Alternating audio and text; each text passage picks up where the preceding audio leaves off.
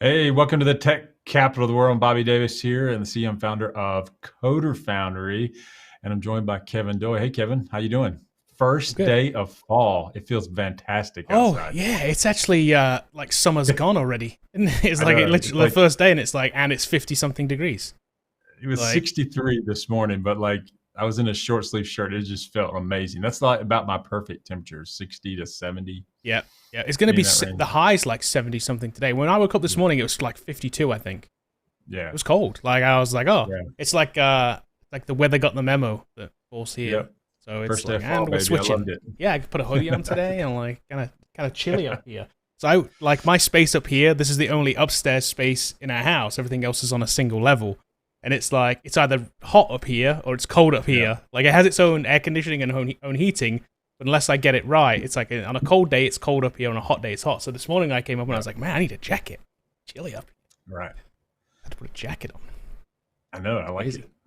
crazy. Fall's my favorite time of year. Yeah, mine So too. what else Mine is too. going on today? We got a lot of things out today. Some Whoa, big Microsoft news. it's a big Microsoft stuff from yesterday. Yeah, it's kind of interesting. I didn't watch this announcement or anything. I just I didn't saw it either, later on but in the I day. saw Scott Hanselman's tweet, and they made fun of his T-shirt. So I thought it was funny. I saw somebody making fun of Scott's work area, and his comeback was amazing. Did you see that one?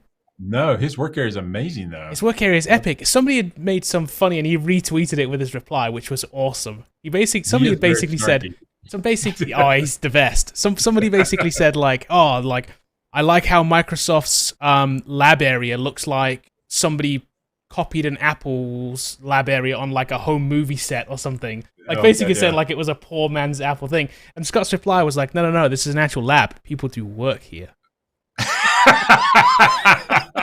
It's not virtual, baby. I was like, that's genius. I like that. That's very That's a good. great answer. So This is why you're the front man for Microsoft, Scott. That's exactly, why you're Scott the knows what he's guy. doing, and Scott was in the Yeah, announcement and everything yesterday too. And he did say yeah, so. He did mention in one of his tweets too that he's been using one of these pieces of hardware for like the last yeah. year and has had input as a developer into it too. So that's cool. So we can see that the Mhm. this new laptop, which we'll talk about here in a second, Yeah. he's had some input in as a developer. So that's kind of cool. And it's this one, the Surface Laptop Studio. So Yeah, this is that's the kind of their one. new. Like, yeah. So if you're comparing them, just to give you the quick overview, the Surface Laptop Studios probably is going to replace the Surface Book. Okay, so that's the new one, the more powerful laptop that they have, and then the ones up top are less powered. At the top, being the Surface Pro 8, I think is the best one. Maybe the 10, depend on probably the 10's better, as far as like power. But Yeah, if you're looking for just pure power, this is the it's new the kind of flagship, isn't it? that's the new thing. It's the This is the new flagship. thing. So here's what's funny. When I first saw this thing, right, it wasn't a picture that looked like this, right? It was a I picture know. that looked more like this. It actually Yeah, that wasn't does even look this like angle. It was a top-down angle, right? So yeah, I was like, and it was on The Verge, right? And I was like, oh man, look, the Verge used the wrong picture. I was like, that's yeah. It funny. looks like a Like, MacBook. aha, they used a MacBook picture on the thing, and I was like, hold on a minute. And then we scrolled down a little bit more, and I was like, hold on, no, they didn't. It looks so much like a MacBook from this angle. I was like, wow. But it has this like bump underneath it, which I was like, oh, Yeah, that's not MacBook like. That's Windows yeah. like. No, That's Microsoft like. It's got this big chunk underneath it. it's got the little baby bump underneath. So, It does. It does. But hey, supposedly it's pretty powerful. But it's like this new form factor look. So it's like as you rotate this thing, you can see it. Like it folds into like this orientation with yeah. a Share your tablet screen thing. again so I can see it. Oh yeah, with the here we go. Sorry, I thought I was showing it with the tablet thing Yeah, here. So this rotates up. So yeah, it looks like this. This is the view where it looks like a MacBook. By the way, yeah. It does look like a I mean, MacBook. short of this bit at the bottom here, like it looks like. Yeah, So then it gets into this orientation here, where it's like a tablet with a trackpad, yep. which I don't see the use case for, but there you go. And then folds all the way down into a tablet, but a really, really thick tablet. I don't know. Yeah, and the pen is $130 is extra. Oh, So is if you it? want to draw, Yeah, but that's yeah, normal. That's normal. I yeah, think we see that a yeah, lot. The Apple yeah, stuff's the same way. The Apple Pen isn't. the same thing. It starts at $1,600, and if you look at the configuration things for this, look, so you can go to a $3,000 model. That's the top of the range one here. But it's only an i7. It's only 32 gig of RAM. I'm like, really? I can't get an i9? So I still think, I wish it was an i9. I wish you could get 64 on it. You know, of course, the discrete graphics is great. I mean, you know, so I don't know which comes in at this level here. Look, so you get RTX at the 2000, just over 2000. I guess it tells you. I think it's a 3050 is what it is. Yeah, does it actually? I don't think it says in here, does it? Doesn't tell you explicitly what it is. Yeah, doesn't. I don't know. I'm assuming it tells you on the previous screen actually. Yeah, I read it. It's a 3050, I believe. Okay. But yeah, it's kind of interesting. The only thing that I find weird is the whole like where you cover up the keyboard thing. I don't understand that at all. That's like when it's in this configuration here. That one I kind of get. The one where it's halfway and it's halfway. Yeah. That's maybe the halfway is like a. It's like an. I don't know. It's like a nice to have. Weird. That's what I'm saying. I don't get this one either. Yeah, I guess you can use it just appear as a laptop on a stand. Maybe if you. I don't know. That's that. Maybe surely. you just want. I mean, that's why you've got to go from that to that. I don't quite. Maybe you don't. Maybe it's just a. I don't know. Maybe you just lay it down. You just lay it down. It's either that or it's that. I'm not sure the in-between is a real thing, to be honest. Yeah, maybe that's all it is. Clearly they're pushing that because it pauses at this point in this little rotation. Yeah. So. And I've seen some form factor pictures with it like that. But I don't know. Okay. Interesting. No, I like them making hardware. I really do, because I think it still pushes the other industry to keep.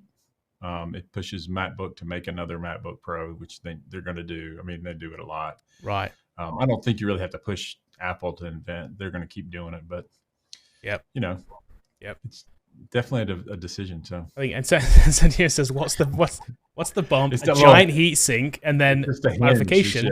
It's an i7, so yes, it's a giant heat sink, which is just all true. All true. Yeah. Where's the liquid cooling? That's what I want to know. Where's the liquid cooling laptop? So I used, we have a bunch of Surfaces here and a bunch of Surface laptops or Surface Books. And I've moved on to my MacBook just because I could get 64 gigs of RAM on it, and I couldn't get that in the Surface Book. Yeah. Plus, we've used our fair share of the Apple hardware stuff in the past iterations. Yeah, and we've used a bunch of Surfaces. My biggest complaint about Surface was the dock. Every single one of them. Yeah, and it wasn't like it was a bad dock. It wasn't just a bad dock or a bad Surface Book. We must have had at times 3 or 4 Surface Books, 3 or 4 docks, and they all had the same issue. It was a designed issue. It wasn't something like we had a bad version of it. It was the dock was just so unreliable for multiple screens. It was just disgustingly unusably bad. Yeah, we have ended up abandoning them. They were unusable. Yeah, exactly, because of that. Because what I do is I'm running 2 4K monitors in my desk, and then I'm on them all the time. They're 24 inches, something like that. They're big, but like on the Surface, it just wouldn't. It wouldn't even do them when I went to 1080. I went back to 1080s trying to get it to work. You know, like just giving away monitors down the hall. You know, like and it just wouldn't work. And so like I switched to the MacBook, and then. I have to say on the MacBook you have to get a dock, obviously, with a MacBook. But like with the MacBook and the dock, it's pretty flawless on that part. It very rarely messes up. And so that's one thing. So I would look at that as being my primary concern for me as a dev is, does it really run multiple monitors? And kind of work is just frustrating, you know, when the monitors won't come on. Yeah, it's exactly. It's one of those things where you're just like, I'm done with it. Unplugging it, plugging it, and then updating the firmware of the dock. It was just and that being like felt like a daily thing at one point. It was just like you come in there and just be like, guess what? Screens aren't working. Be like, and then one day I think you just like, I'm done with this, and you literally went and bought a MacBook that day. Yeah, exactly. I remember it happening. You're like, I'm going to be out for a minute. Like, okay. You come back with a MacBook. I'm like, I'm replacing it. Off the website. I came back with something. I went to Best Buy. You actually went and bought one. You're like, I'm done with this thing. Yeah. We've kind of recycled the Surface stuff out. Just wasn't the best. But I have hopes for this. I would imagine they're going to sort that out. I can't imagine that. Pitching this as a pro machine, and I don't think before any of the Surface lines have been really pitched as a pro machine. right? So, They've always been sorry, I had to feed you. consumer. Are you fine? They've always been consumer, right? Like before. They've Yep. never pitched like one of the Surfaces as a pro machine. Yeah. So it's like they could say, well, you know, we didn't intend it to like use, even though they were expensive, we didn't intend Yeah. it to run multiple 4K screens. Like, okay. Right. But that's what the dev's gonna do, though. Maybe Right. 3. Right. You know, or a super wide, you know, so like how's it going to behave on the super wide, you know, Yep. that kind of stuff at 5K screens, stuff like that. So I know that's graphic chip and I get all that, but there was something with the hardware as well that was the problem. So as So far as Timo's question, Surface Laptop Studio or Surface Pro 8 for coding, So if you're going to pick between the two, it's Laptop Studio. yeah. But again, The hardware Microsoft, is more. I don't know, they lost our like demo units or something. They Yeah, they didn't didn't send them send to us us. one, So so, like, like, yeah, I don't know. I was going to be on the release launch day, but I had something to do. So like, you know, I So they called Scott in instead. Let's call Scott and said, you know, so like, can you just take care of this while Bobby's out? He's like, yeah, I got this. so they can make fun of his T-shirt in his work area, which if you haven't seen it, it's epic. It's like I don't know how you make fun of that one. I mean, like that. Oh, and he was actually, by the way, he was actually this time in like the lab at the office lab. Oh, he was like, out on Microsoft. Oh, he's campus. in the Microsoft campus lab. Yeah. He wasn't in his home office. This was like this was the lab. Like, and it's like, wow, okay, like, okay. Because he does have a point is that a lot of times in the Apple events, a lot of that is virtual. It is virtual, yeah, and it's like, and some of it, even with spaces that are real, are very clean room stuff. Yeah, it's like, exactly. Trust me, they tidy up. It doesn't always look like that. Exactly. They're creating something. You can't create and be that. And you know, both these companies have enough money where they Apple could build just a set for that stuff. You know, you just walk in the clean room, it's just a set. But, you know, exactly. I wonder how much that there is. Maybe that's what Scott was saying. That's just a set, dude. This is like, and I'm sure I'm sure sometimes that is the way that it is. Yeah. That's funny. All right, I wanted to ask a poll today. I mean, that's one thing I was just curious about. Let me throw it up Twitter. here. I already asked a little bit about it, but just curious to see what you guys think, and leave some comments in the browser, or comments not in the browser, but in the comments below. So here you go. So what's your question before I push it up? So explain it first. The question I have is, and something I've run into recently, and I'm just curious if I'm like a minority in this. Do you use the debugger, or do you write a lot of console log statements? So is the console log your debugger, or do you actually use the integrated debugger in something like VS Code? If you're building out JavaScript sites or React or whatever you're doing, just curious what you do. And then I wonder if you're using console log, you know, the comments would be like, how do you do breakpoints and conditional breakpoints and watch variables and that kind of stuff? So like, I'm just curious. Like I see a lot, and this what kind of is driving this, Kevin? And you know, I was showing you an article, and this guy was talking about styling the console log. Yeah, and showing you how to pass CSS to the console log. I'm like, why in the heck would you? Why would you do that? Like, yeah, well, like I don't get the intent of that. Yeah. Like, so apparently people don't use debuggers, and I just don't know. I can't live without mine. I mean, like I never write a console log statement ever, hardly ever. You know, like I'm not looking at the value of a variable in a console log. I just set a breakpoint, and I watch variable and check it. But like that way my code doesn't have all this console log stuff in it. Right. Yeah. But I was telling you yesterday, it's like a lot of like learn to code courses, that is the way they teach debugging. Like, and I think it's because it has a shallower learning curve, maybe because you're already kind of there. It's like it's easy to write it out. It's telling you another kind of JavaScript function, so it's like it's kind of easy. I think it's ease. I think that's the reason that they do it. But then they never show you the debugger. It's just assumed like, oh, that's how you're going to debug from now on. And I think people get stuck in these bad habits. Yeah, and at Coder Foundry, we don't ever teach console log. We're on the opposite end. Like we go from debugger day one and show them how to set breakpoints and look at stuff. You know, I just wonder, or maybe you're using the debugger in Chrome, which is fine. I'm just wondering if you use the debugger at all, or do you just write a bunch of console log statements? My next question is, what do you do when you move to production? Just leave them in? Do you take them out? That's a good point. Yeah. My guess is you do. Yeah. Do you leave? I'm guessing you comment them out, maybe. Well, see, that just seems to me like your release thing is just a problem. You're changing code before you release it. You know, it's just kind of weird. But like, that's true. I don't know. I just wonder what the process was there. So that's my burning question for the day. So try to put that in a poll that's simple and easy to read. So, there you go. I'm going to leave it up for a few minutes, and we'll let you guys vote on that. Yeah. Here you go. So let's see what people are saying in here too. So Ron says console.log is much quicker for me to test a line of code. Okay. That one. Go. Apurv says debugging for live and IntelliTrace for historical debugging.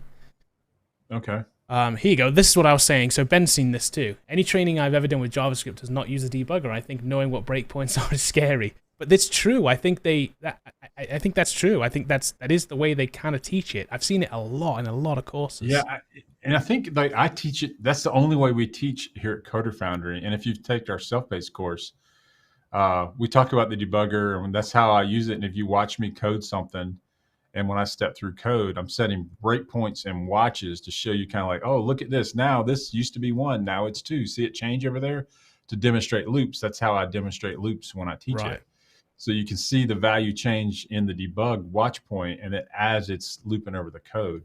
And I think a lot of people just write a bunch of console logs down on the bottom of the page. Right, in various points in their program, right? Because you need to see the value at various stages. Yeah. And here's another thing that I think is mostly slept on in the industry is conditional breakpoints. So if you're looping over something, for example, and you say, I want this to stop when the value equals 10. Oh, that's cool. It will break when it equals 10. Yep. And so you don't have to loop through all of them trying to figure out what the problem was. We saw this a lot, where I learned this a lot was when we were processing credit card statements. You would see like the state, you would have a problem in the processor somewhere, but there's like, 30 million lines of right. And so you don't know where the problem is. You get your error log out that says, hey, we ran into this issue at line, 10,000, whatever. Well, in order to figure it out, you have to like go through and like step through the code again 10,000 times, where you're just like, So a week later. Yeah. So like you just set the conditional breakpoint and then let the program run. It'll stop. And then you can look at that particular line and go, okay, this is what that problem is. I know what to fix now. Anyway, so I'm just curious what people do. So there you go. There's some others too. So for console logs, just a quick method of checking. It's easier, but debugger finds more in depth. Yep. Patricio says, self-paced course is the first time I've ever been taught to use the debugger. And then, hold on. So another thing too, Ron says, we remove the console logs at my job, but then also says, I did not know debugger until Coder Foundry. Now I use it all the time. So that's awesome. Nice. Okay. And here you go. Cool. Antoine says, my bootcamp taught Chrome debugger, remove console logs before deploying. But see, here's my problem with that thing. I think Chrome debugger is perfectly acceptable, the first half of the statement, because like in some IDEs or code editors, you don't really have a debugger built in. VS Code did that through extensions, and recently now it's all integrated and it just kind of works. Yep. But removing code or changing code before deploying is a problem, in my opinion. Because you're right, removing that, you might make a mistake. You might delete another line, or something else happens. Or a semicolon, or a bracket. Right. Right. And so like I come from the old school, it's like if we changed code, it has to be retested. Right. If you're moving it to production, like, in other words, you got to go back through QA or stuff like that. And I see so many teams where they'll go through QA and then it goes right before production. They're doing stuff like that, changing code. Because when it comes back from QA and they're saying, hey, we found these 8 issues. Well, you don't want to go back and add all your console logs again. That's the other problem with doing it that way, in my opinion. I think you can just step through debugger, and then you don't have to write console log pretty much at all, unless you truly want to log something to the console. Right. So that's my approach, Yep. And then I don't think, Zigo, Mikey says he uses both too. It depends on the problem I'm working on, which makes sense. But I'm guilty of, this is another thing that you might do, forgetting and leaving them in. And then it's just like, then you just stuck with messy code, right? That, and it's just, it's doing stuff it doesn't need to do. No one can see that when it runs. Right. It's not visible. So like if you're going to log something, you use a proper logging technique to where you can actually log and search through the logs and that kind of stuff. And so Serilog or, those kind of things is what you should do. Okay. So that just ended the poll afterwards. Yeah. So let's see. It's interesting though. These things take a minute to go. There we go. So there's your results. We got 28 votes in. 39% were debugger. 60% were console log. Okay. So there you go. All right. Cool. Oh, interesting. Right, cool. So there you go. So well, those of you maybe using console logs, start looking at the debugger. Start looking at it. I'm sure we've made a That's a video tip. about it somewhere on YouTube. Maybe we should. Have we? I'm not sure we have. If not, let me know and I'll make one. You know what? I'm going to add that to our list. We're going to make a why you should use the debugger over console.log. Yeah. It's less typing, dude. Like, it's easier. Like, a lot of people think it's complicated. Once you do it, it's like, wow, why am I typing console log in this? Like, what am I doing? I've seen conditionals, all kinds of programming in these log statements. It's like, what are you doing? I think it's a learning curve thing. Like I'm saying, it's a shallow learning curve to learn console.log and be like, oh yeah, I can see the output of that variable right here. Because that's easy. Teaching somebody the debugger feels like it's more difficult, even though it's not. Once you start getting into it, it's definitely not. It's just perceived that way. Yeah, you can watch a variable just as easily as you can write a console log line, if not easier. Once you so like people know me when I'm working with students at CodeFounder, even working with other developers on the staff. They may come to me and say, "Hey, I've got this issue. Blah, blah, blah, you know, this is what I want to do." And you know what my first statement is? What? Can I look at it in the debugger? That's my first statement. Well, no, I just want, can we look at it? You kind of want to follow through the logic, right? To see like wasting where it's my kind of time, man. It's like, Yeah. I don't know, like what you've done, but let's, you know, I mean, I want to see kind of what the problem is, you know? It is the ultimate answer, right, to the it's not working problem, isn't it? It is like literally the ultimate answer. If something isn't working, you're going to be able to solve it with the debugger because you can literally step through it. And every time, no matter what the issue is, you're going to find it. Yeah. So like you'll get a generic answer like object not set to a reference or some kind of like thing like, you know, and like the debugger will tell you which one. Right. You've got 1,000 lines of code, let's say, which is on the small side. You're null. You know, your payment object's null. Like, and you're trying to set it to something. You're like, why is that null? And that tells you more about what you're trying to do. Yep. So, there you go. Ben says, to learn how to properly use the debugger, someone once said, every time you would use console.log, use the debugger instead. There you go. Because just trust me, every time you would do that, there is definitely the case where you could use the debugger. So that's true. You could just go ahead and do that. Make it, like he says, make it deliberate practice. Yeah. So you can set watch variables, conditional breakpoints. You set breakpoints where you want it to stop. You don't have to write additional code to do it. I mean, like, there's just a lot of reasons why once you start doing it, you're like, dude, I don't have to type console log in again. Yep. Really. Here you go. Chris is the same look. Always been taught console.log. It's the way that it's, for some reason, it is just the way that it's taught. But yeah, go check it out, Chris. On the very like basic level, you'll realize as soon as you've learned the very basics of the debugger, you're already ahead of yourself on console.log, regardless of all the extra features you've just talked about, Bobby, because it does a whole lot more. Yeah, exactly. Yeah. It's kind of cool. I like it. Anyway, so maybe I'll make a video on just doing that and just step through some code and stuff like that. And here you go. Patricia knows what's up. A low-key hot topic. That's what we want. Maybe so, man. Maybe that's why I was asking. Like, you know, maybe I need to spread the information, evangelize debugger, you know, so that kind of stuff. Right. Exactly. Yeah. We need to talk about why you need to use the debugger. Yeah. Okay. Cool. Okay. Cool. Let me see here. Let's do some questions. We'll do usual questions like we normally do. Throw them in chat. I will get to as many as we can. I'll do them in order. If you super chat, they will push you to the top of the pile, and we'll do those next. You can super chat. I think you can super chat for as little as $2, and that'll buy us tackles. Okay. Which, by the way, speaking of that too, Brian, I don't know if Brian's here because I haven't seen him yet. He snuck in a $19.99 super chat at the end of our show on Tuesday, and I didn't get to show it on the stream. So I just want to say thank you to Brian. We appreciate that. It was at the very, very end. So thank you for those tacos. Yeah, and if you just want to be on the leaderboard, you can do that too. You know, so you just want to. It doesn't matter how much you super chat. You can just get on the leaderboard. Get on the leaderboard. I notice Alex has been knocked off now. He's probably not here again. But Tech Rowdy normally tries to put himself up there on the leaderboard, which you don't have to pay to be on the leaderboard. Tech Rowdy. Maybe I just put my name up there. You just you can be an honorary like a super chat member. Okay. Let's see here then. Sean has a question. Okay, Sean, what's up? this is going to be a 4-parter. Quite long, I think. So he had a lot to 4-parter. write, Okay, so. cool. Okay, so Sean says, what's your opinion on something? Finishing up his demo project with Web API, HTML, CSS, Bootstrap 5, and Vanilla JS, front end for my other bootcamp.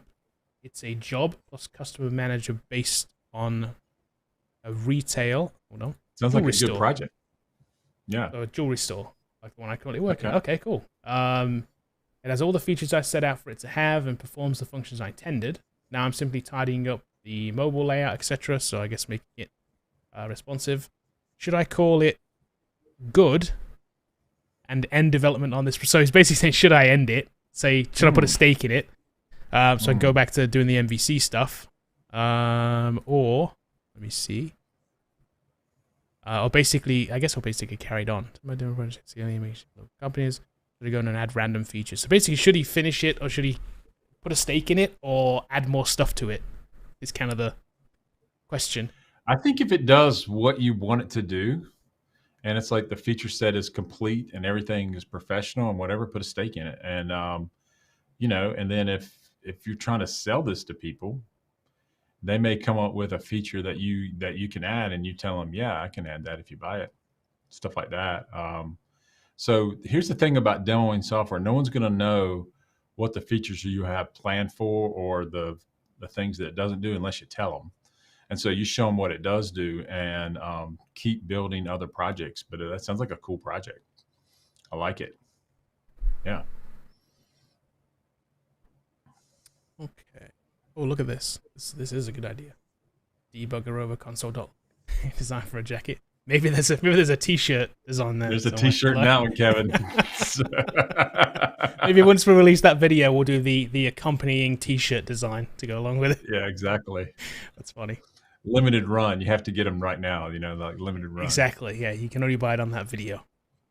Let's see what we got next here. Oh, okay. So Ben wants to know, how's the Foundry team going about learning React? We're doing like 10 different things. So lots of things. A lot of it is I want to build this in React. And so like there's a project that we're building. And so like a lot of it is like invention and necessity and this kind of things. Like this is what it has to do. And so that we're learning about that. We already know about things like components, component-driven programming, that kind of stuff. So we kind of know kind of where we're going to go about. What we're actually looking at is talking to different people and looking at different things about how other people are approached to. I'm more worried about best practice and project structure than I am about actually coding in React. I'm not really worried about that.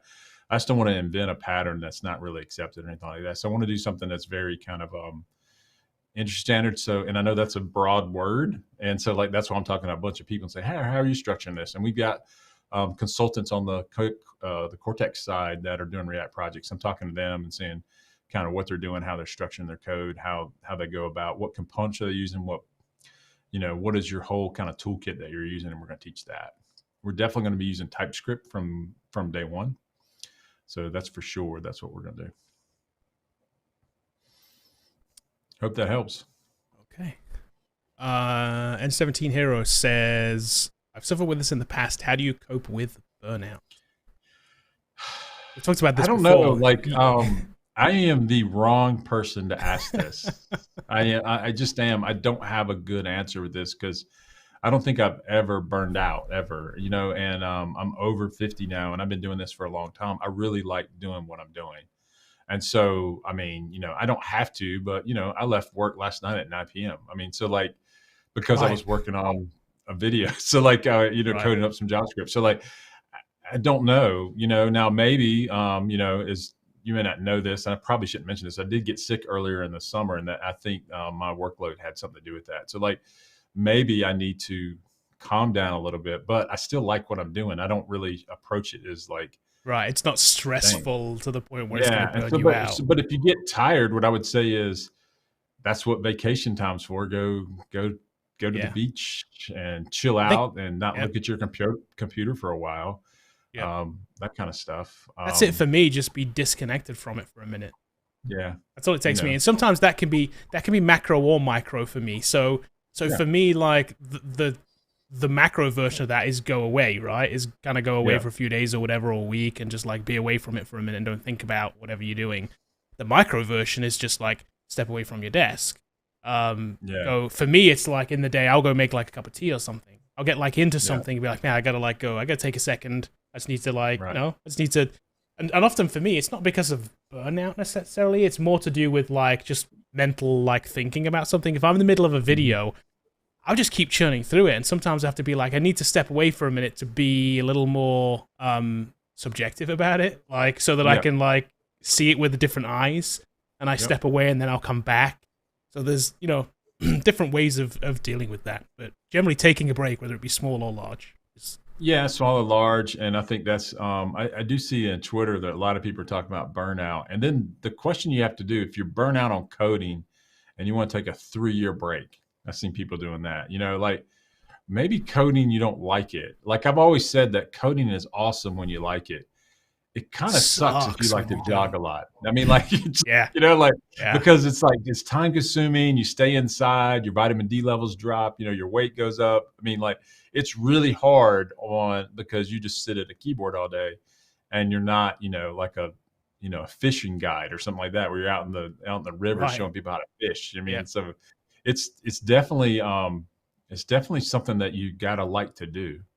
And if you don't, it's not all that fun if you don't like it. It's going to be bad. I mean, it's going to be really bad if you don't, because you're right. It is very contained. You're kind of like you're expected to work a lot on your own, and create something on your own, and have that kind of self-drive. And I don't like that.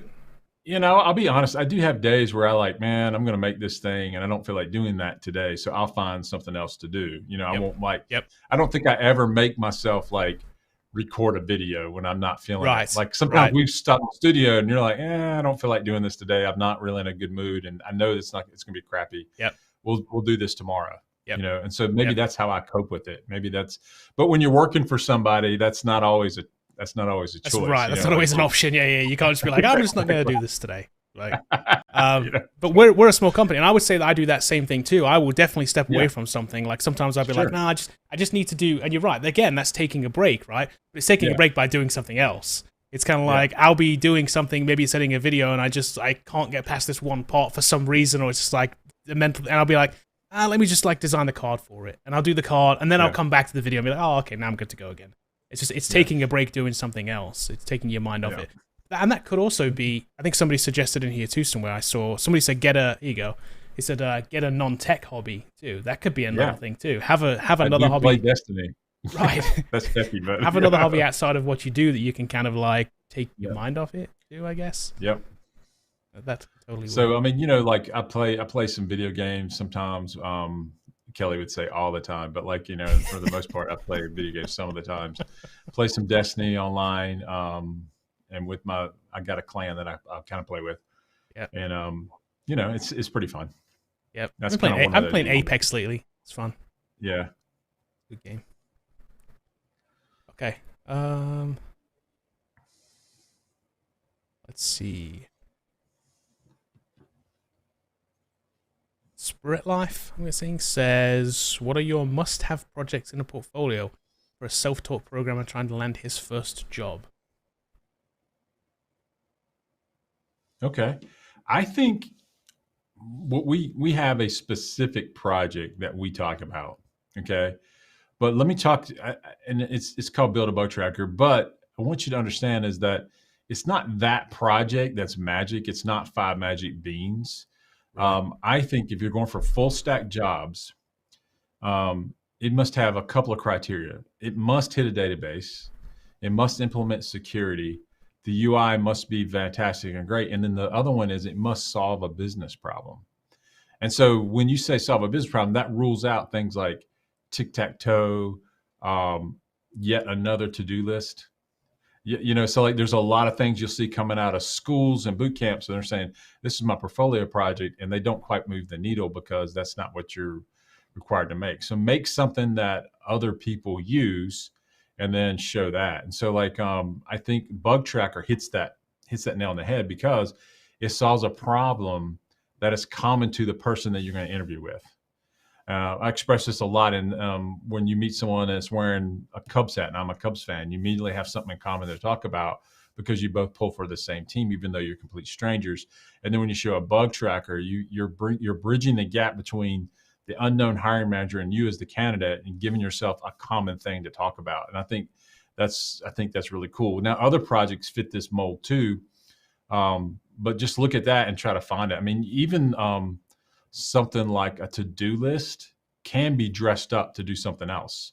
I would say that if I was going to take the to-do list from some of the other competitors, and what would I do to make it better? What I would do is I would brand it, and then I would change what it does, which is make a grocery list. And then I would put the grocery list in the database. And then I'd make the database multi-tenant, so the person that logged in could make their own grocery list, not just one common grocery list that's stored in local storage, to me. So I think that's the kind of way that you got to start thinking about this. How do I make products that look like this? And believe it or not, there are paid versions of to-do lists that you can go and pay to have a to-do list. So go look at those paid versions and take your to-do list and go, okay, I'm going to add that feature right there. Yeah, make your own kind of version to it, and then make my thing better. And then I'm going to give it a name and a brand and that kind of stuff. And I think those are the must-have projects you have. There you go. Hey, look, you're another Cubs fan. I was a Cubs fan. We're not so good this year, but we traded everyone, so Hold on, you pull for Cubs and Bulls, right? Mm-hmm. Get to Chicago, but not football, right? Not the Bears. Not the football team. I pull for the Raiders, so I don't know why that is. It doesn't matter. It's just the way it is. So eclectic taste. There you go. I like it. Let's see here. What we got next? Let's see what's Aaron saying here. It says, hello, Visual Studio 19 keeps crashing for me. I rely on VS Code and .NET CLI only to build a portfolio and career in .NET. Will I miss anything? Yes. Yeah, I think so. I think the templating and stuff like that, I don't know why it's crashing. I would you need to fix look that. in to see kind of what that is. I find it remarkably stable for me.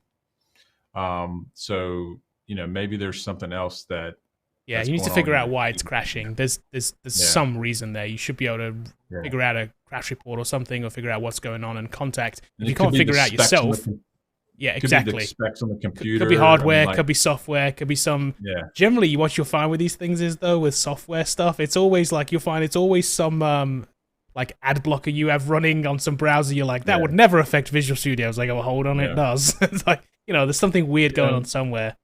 Just make sure it's updated to whatever the latest version is. But you can use VS Code to code in .NET for sure. You can definitely add all the extensions to give it a similar experience. But make no mistake, if you're coding C#, whether it be Windows or web projects, Visual Studio is what is where all the effort is for building those type projects is. VS Code is typically just a code editor. It does have debugging support in it, like we talked about earlier. And there's some other things that you can do inside that. But just know that when you're building a career in .NET, when you get to the job, guess what they're going to be using? Yeah, Visual Studio. It's not going to be VS Code. So what I always tell people is when you're trying to learn with the tools that are going to be used on the job, not something else because it's free or it's easy or whatever, but learn the tools and the stacks that you're going to be using on the job. And I think definitely you need to go back to Visual Studio. And if you're coding MVC and C# or Windows or whatever, Visual Studio is where it's at. If you're doing JavaScript projects, front-end type projects, VS Code is better in that regard. And your problem may get solved with the new Visual Studio too, by the way. You never know. There's a new one coming out soon, so it might fix it too, so you might not have to worry about it. But if it's going to be 64-bit, so it'll be a lot more performant. So maybe that's. But if that one's crashing, you may still have the same issue with the next one. All right. Need to figure out what's going on. Hopefully that helps, Aaron. Yeah, hopefully you can figure it out. Yeah. Another tip, by the way, if you can figure out what your error is, obviously just Google it, because you're probably not the only person that has that error. They'll tell you. Do a little bit of troubleshooting that way. Code Driven wants to know: does PHP still have a future? Still worth learning? I guess. Yeah. I mean, can you learn it? Yeah. Sure. I mean, it has a future, but we know why it has a future. It has a future because of WordPress. Yeah. We see this all the time. We see these PHP stats, and they're like, man, it's the dominant language on the internet. Yeah, because WordPress is the dominant thing. Most people that are using WordPress, and you see PHP running on these websites, 50% of the internet's ran on PHP. It's like, well, hold on a minute. 50%, 90% of that 50% is WordPress sites. And I guarantee you those people aren't touching the PHP side of it. They're just standing up a website. Right. So, and if you know, for example, if Microsoft acquired the rights to WordPress, I don't even know if it's possible, but like say it was, and they changed it all over to use a different backend language, what would the PHP growth be? It'd be a lot smaller. So right. Yep. I think what you should do, Code, is like look at the things that are most available in your area, the most jobs if you're trying to break in, then pick those. Now, building WordPress sites is a career, man. You can definitely make money doing that. So like that doesn't mean that you shouldn't learn PHP. Now, and they do have some web stacks like Django. I mean, like there's stuff out there that's built in and around PHP, and it doesn't mean that it's not a future. I just don't think if I had to learn one thing right now and I had to know one thing and I'm going to use that to get my very first software job, I would pick something like ASP.NET MVC because it's just so much in demand. But it doesn't mean that other stuff you can't find a job either. I think you meant Laravel, by the way, not Django. Django being Python. You said Django. Django's Python. Yeah, exactly. I think so maybe it's Laravel. I don't know all the stacks. I think Laravel is the one. Yeah. Yeah, I think it is. I think Laravel is one. There's a few, but I think that's the most popular one. Yeah.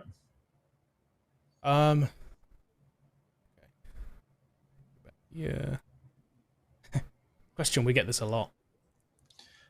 I'm trying to get on it. I would like to see it. I want to do a video on like what it can and can't do. It's fine. We've watched some videos. I mean, we've talked about it. Yeah. We've never used it. It's not going to change the world, put it that way. It's not going to like write code for you and just, crank out your project. So I don't think there's any way that it's going to like keep us from being devs. At least not yet. I mean, it's going to do a whole lot better than it's doing. That's for sure.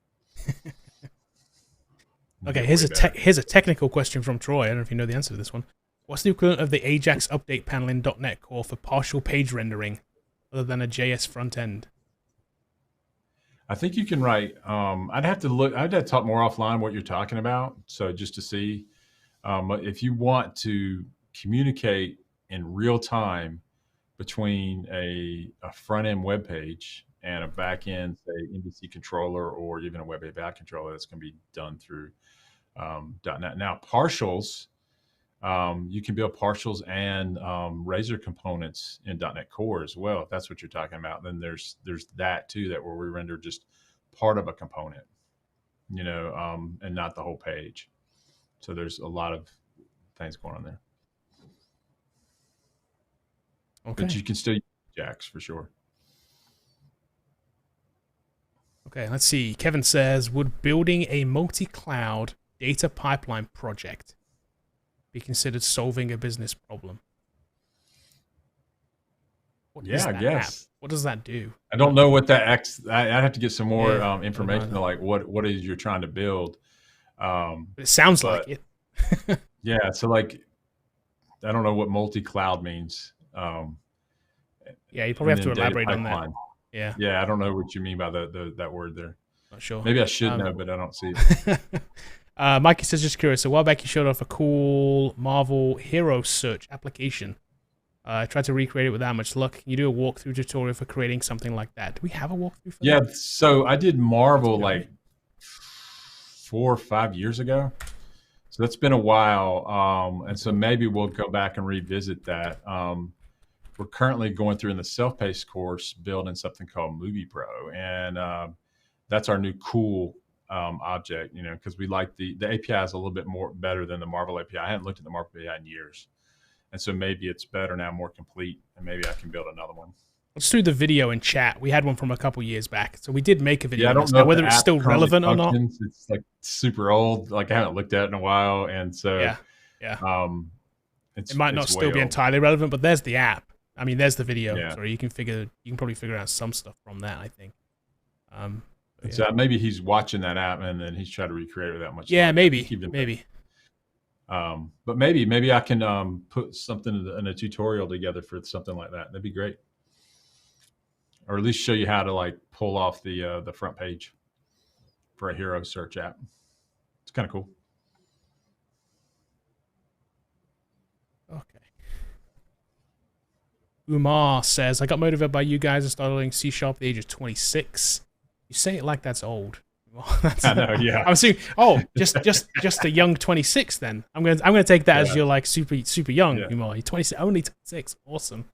And only after 5 months I got a job. Awesome. Next guy, what should I learn alongside with the job to sustain in .NET in the future? Oh, there you go. Good question.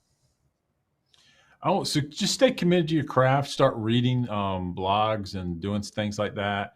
Look at what the company you're working for is doing, and just kind of immerse yourself in that ecosystem. I think you're going to be fine. Now that you're working, you definitely can start looking at what the newer versions of stuff's coming out. .NET 6 is coming out in a couple do the of months. preview versions and stuff, right? Like, yeah, you can look at some early what's stuff. going on there.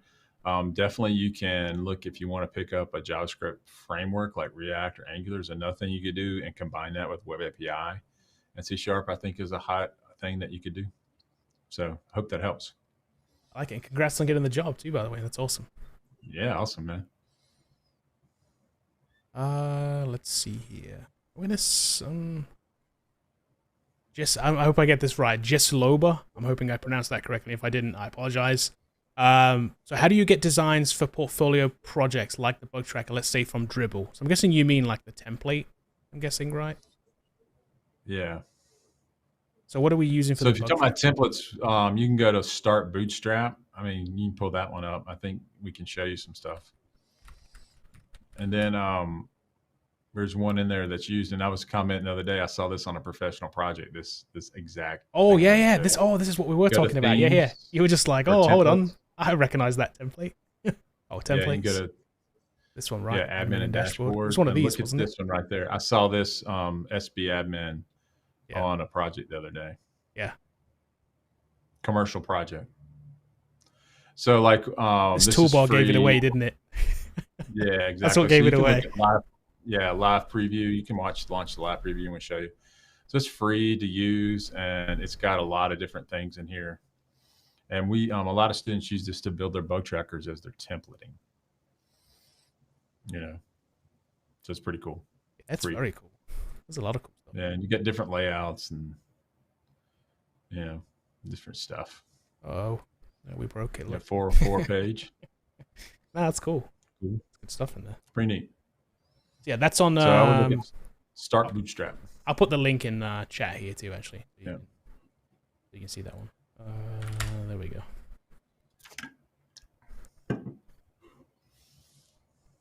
Okay. Let's see. TM25JK1. Catchy name, man. Catchy. Is C#.NET a good option for startup or something like Java Spring? I think they do the same thing. What do you know right now, and what do you know how to do if you're creating a startup?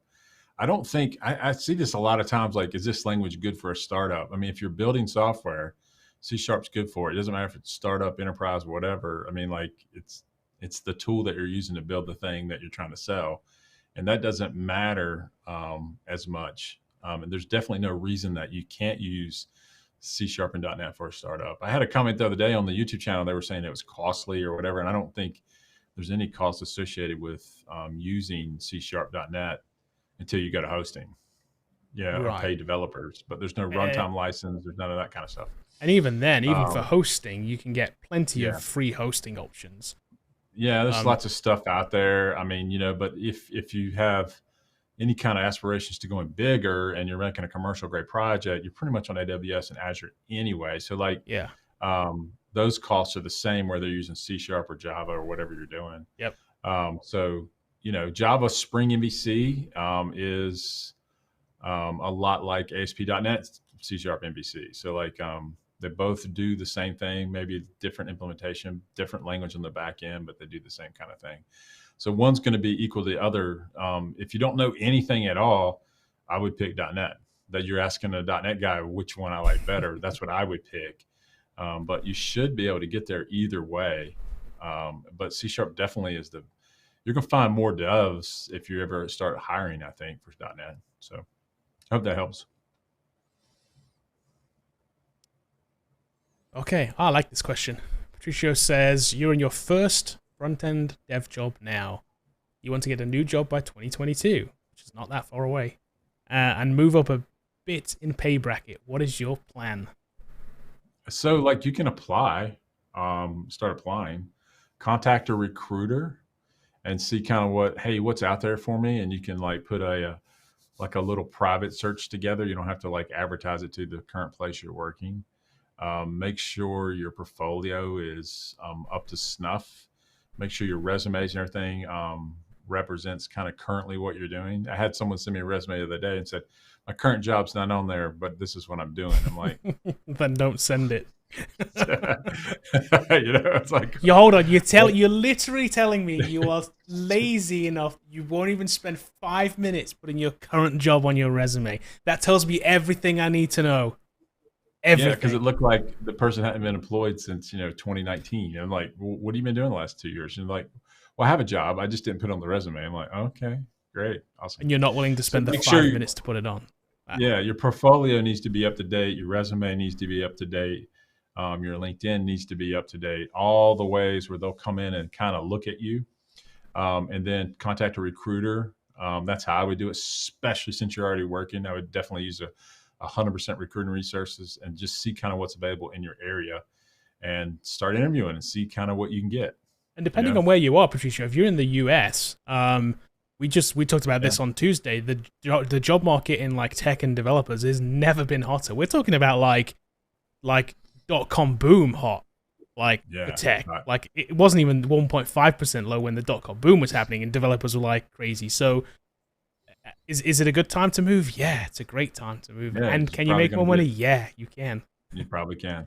I saw an interesting experience. Exactly, if you've got the experience. I saw this great thing. It was I think it was on Reddit maybe, and it was one of those outside like fast food restaurants. They have the signs that they put little statements on, whatever. It was outside of Burger King, and it said, "Now hiring, free iPhone."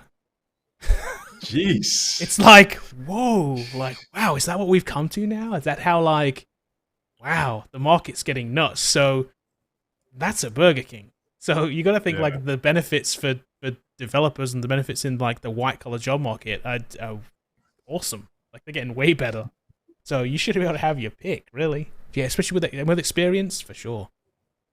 Yeah. Can you just see it though? Hey man, that data plan, you went over on your data plan, Kevin. You have to give some of your money back at your Burger King job. Right. That's funny. We didn't say free data. We just said free device. Exactly. Yeah. Oh no, you got to pay for the plan's extortionate, but the phone's free. That's funny. Usama wants to know: is it possible to convert a website to an application and upload it to Google Play? I think that needs to be a mobile app. But I guess that's what you're saying. Yeah. It's I guess you can do. Yeah. So there's some technologies that can convert into a mobile wrapper, and you can just put your app in there. But like, I know that Apple looks down on that completely. They don't allow those to get in pretty much at all. So these are called PWAs, as typically the buzzword. But typically people are writing these websites as native apps now, and it's getting increasingly easier to do.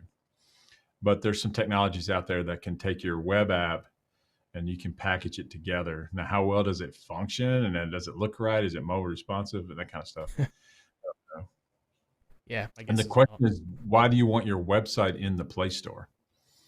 If it's just a website, unless it does something there's a functionality for it to do, it's not going to necessarily get you any more links over to there because Play Store is really crowded. You got to have something that you can move the needle in the Play Store as well. So, yep. What you don't want to do, so what you're asking here says, is it possible to convert a website to an application uploaded to Google Play? The other thing you don't want to do here is grab somebody else's website and try and put it up on Google Play. Yeah. Like that's called plagiarism and theft, and you'll get in trouble for that. And Google will just knock you off anyway, so it's not, that's not worth doing either. So I don't know. It depends on what your goal is, but I don't think there's a converter, so to speak. Yeah. I think you're going to have to do some work. And I could be wrong. Someone says you can do it. What I would say that even if you could do it and there's a service out there that does do it, there's a lot of these app builders out there. It's never going to be exactly what you want. It's just, you got to, ease to get to the store is always going to be like compromised with, how good is it when it's done. So, yep. I don't know. Your mileage may vary there. Okay, so just a little bit wants to just confirm, not a template. I kind of want to build it from scratch. So we're talking about the admin thing before. You could. Do you know how to do it right now? Are you good at CSS and JavaScript and HTML? So like the question is, and that's fine. You want to do all the front end stuff yourself, and I get that. Doesn't mean you can't. It's just going to take you longer to get there. Here's my question to you then, Bobby. Would you do it from scratch? No, I'm going to use a template all day long, man. We were looking at that paid service and like, dude, that's SB admin. Right. And they do exactly what I do. They pulled the template down and they made it. And a lot of people think that the template is the thing that gets people in. It does, but it's also not the thing that they're coming in for. They're not coming in just for the template. They expect a level of competence up here.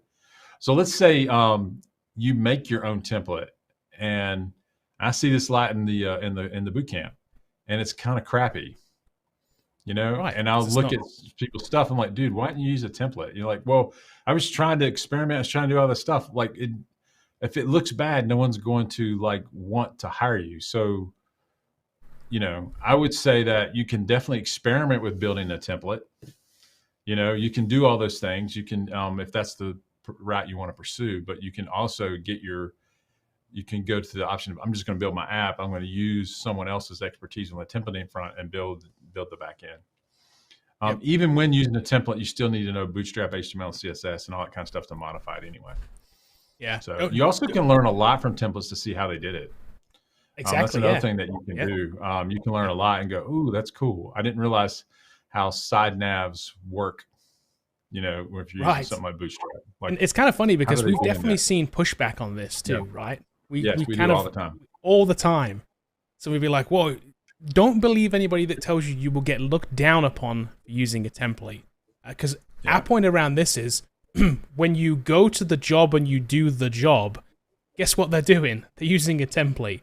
They're not gonna. You can't go to your manager and be like, I just need a couple weeks just to work on the CSS front end layout for this. You'll be like, what are you doing? Nah, dude, we ain't got time for that. And when we first launched Foundry, our very first website with Foundry was built in. We built it in ASP.NET and C# and HTML. Okay. Yeah.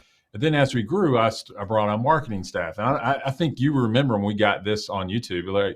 So we switched from that because I got tired of changing the pages to Squarespace. We used a CMS to do it. And I'm saying we use Squarespace. So for CoderFoundry.com. We got so much pushback. Well, I wouldn't go to a boot camp that used Foundry, used Squarespace for the web. You ought to roll that your own. I'm like, why? What?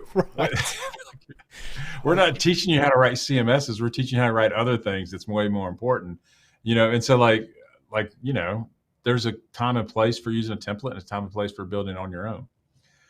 If your results are going to be not good when you play with your template and you put your bug tracker together, then put a template on it because they're going to buy it on something like that. So it's just my opinion. But you can definitely go down the route of learning how to build all this. If that's what you're interested in, go for it, man. Here's a follow-up to this too then. So Eric says, I'm just joining. A template is okay for I'm guessing bug tracker, not just the portfolio site. Go to Start Bootstrap. So let's go back to our website here and let's look at it, and then we'll go to ThemeForest and show another one that we recommend. We're going to show you a free option, a paid option, and so go to templates maybe. I think it's down. You'll see it down there. Maybe I don't know, general purpose. Maybe it's under themes or something. Scroll down there. Which one is it? What am I? Just do browse all, and you'll show it down there. Just go. Browse all, and then we'll just scroll on down there. So you scroll down. Maybe it's under themes. Go under themes. I haven't looked in a minute. Okay, cool. There's some free ones in here. So look at that. You got a portfolio down here, down there in the middle. You got another agency one that you could be for a portfolio. So keep going down. There's another creative one. And then there's the Clarence Taylor one, which a lot of people use. And then you got the yellow stylish one. Yep. So these are all kind of free. These are just free ones. And then you can go to ThemeForest. So I would use one of these as my portfolio 100% because I don't want to spend 3 to 6 months building my portfolio website. I want to spend 3 to 5 days. And then I'm going to spend my time learning C#, and then we can look up Codex, whatever. It's just like that, right? In HTML. No, I think it's Codex, what's called. Is it all run together? CODEX. Yeah. Yeah, no space. Okay. There we go. This one. There it is. And so we like this one a lot. I mean, like we use this quite a bit. So like if you want to, Kevin can put the link to this in here. We use this one quite a bit, and then you can hit the default one. And then you can just change this and modify it to make it look like you want. Now this is paid. It's like $17 or something like that, but it's like got all the stuff. Yeah, it's not expensive. Yeah. I mean, but I would do this and then move on to the other learning things that you need to learn. And so like, which is build your actually custom built projects. But I would use a template, man. That's why ThemeForest exists. People act like no one buys these things and no one uses them for anything. We've seen them used in commercial products. Yeah, that's what you do. Literally, and we're not joking. Literally yesterday, we were looking at a commercial product for a calendar app, and we found a website. And we're like, "Oh wow, that looks familiar." Oh yeah, that's yeah. It's like okay. So like, there's nothing wrong with that. Like so, but if you feel like you need to like learn HTML, CSS, and that kind of stuff, building your own portfolio is kind of cool. You can try that out. You also could download one of those and start Bootstrap and look at how it's constructed. Now, if you know nothing at all, you don't even know what an HTML tag is or a head tag or anything like that. You do need to go through some level of, I'm going to put together a basic website for myself, but like going from that to a very stylish portfolio is a lot of a leap.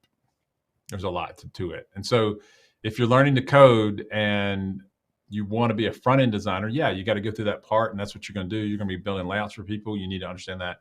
If you're going for the full stack route, I'm telling you right now, they're going to use templates on the job, and you're going to be integrating that template into your code to make your project or app or whatever. And then, and you're moving on to the business, what I call the business of building out whatever we're trying to build out, which is the business of building a bug tracker is not building a template. But if you want to know it, you definitely can do it. It's just, don't look down on it because you're someone used a template on a portfolio. Exactly. Let's do this one last question because I like this one. So Tyron wants to know, is it normal that I'm having a hard time with CSS at the beginning? Because I feel like CSS has a lot of tricks you need to know. Yeah, I would say, etc. Yeah, so Tyron, I mean, look at something like Bootstrap to help you get over the hump of making something cool in the very beginning. We teach Bootstrap from the get-go.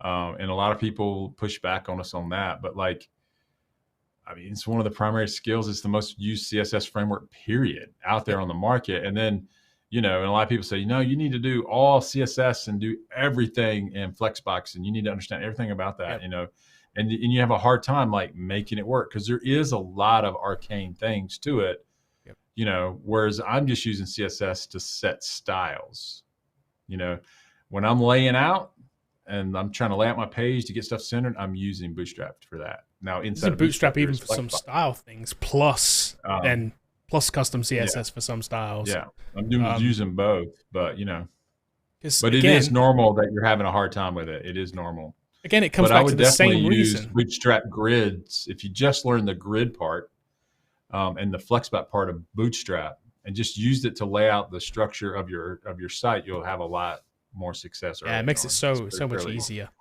Much easier plus, it comes back to the same thing, like the same as using a template. Like on the job, they're not going to be like write all custom CSS. They're using Bootstrap.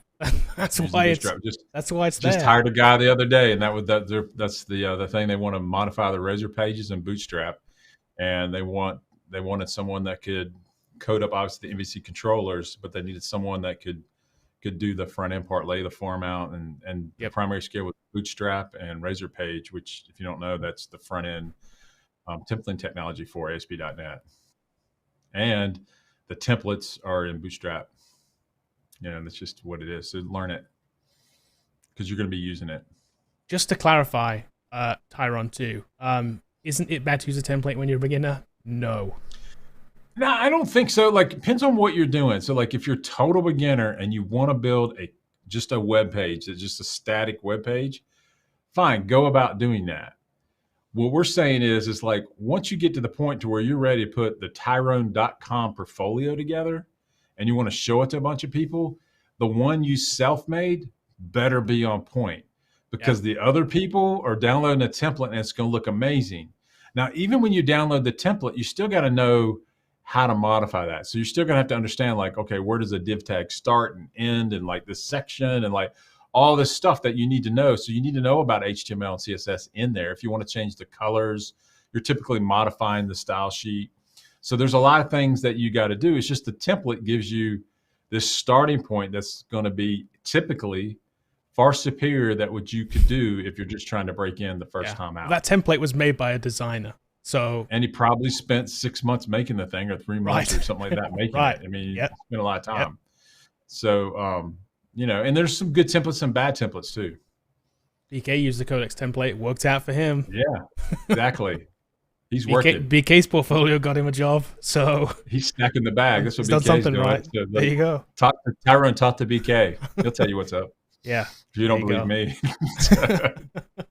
Okay, we're a little bit after, but this was a fun discussion here at the end. So fun discussion. Had a good time. Use the debugger. That's what we learned today, right? Yes, I think we need to run off and make the debugger video now. I think it's a good video idea. Exactly. So maybe you'll see that next week. There is a new video coming out tomorrow, which actually is kind of on brand. On point. Pun. So Tyrone, subscribe to the channel and watch tomorrow's video. Yeah, see what I'm talking about. We have a video about branding tomorrow. So it's kind of on point for what we were talking about here at the end, kind of using templates and kind of using things and making your stuff look good. So we talk about that. And we'll give you some tools to actually do a good job at this too without being a Photoshop pro. So yeah. But if you want to learn Bootstrap, definitely come to learn.coderfoundry.com. We'll teach you Bootstrap. Oh, shameless plug. Selfish plug. So if you want to go there, Tyrone, and you just want to take our front end course, it's $99 a month. So you can sit there for the first 30 days or whatever. You get 5 days free, but like you can just learn the front end stuff. And from the very get-go, we are spending a lot of time in VS Code with Bootstrap. Yeah, it's some of the very earliest stuff in the course. But there's lots of labs in there where you can start learning how to put these things together. I even go through like the 9 common layouts that are the bases for templates. So you can look through like, oh, that's how the left nav works, and the nav bar and the footer and all that kind of stuff. So I think that's that'll help you out a lot when you're learning Bootstrap. And Bootstrap is widely used. In fact, we put a poll together and it was amazing. I thought it would be more like 50-50. Yeah, it wasn't even close to 50-50. Tailwind. Because if you read Twitter, Tailwind is used everywhere, and that's the only thing you should be using. Yeah. And it was like 80%. Yeah. I mean, it was crazy. Like I was like crazy. Very Bootstrap heavy. How much Bootstrap is used. So I think that's definitely what you should be looking into. All right, cool. Cool. We'll be back on Tuesday. We'll do another one of these. We'll be back on Tuesday. Same place, same time. Watch tomorrow. Give us a sub if you haven't already, and give us a like. We'll see you Tuesday. Keep coding, guys. Later.